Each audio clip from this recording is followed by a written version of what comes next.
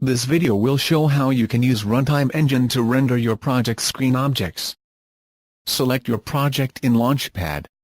Click on Run button to test your screen using PC Runtime engine.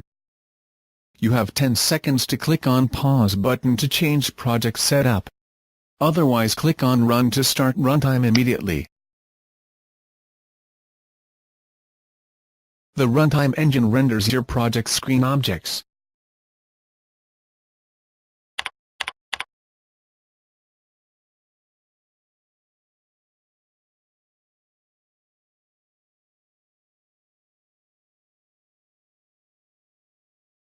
Finish testing screen objects.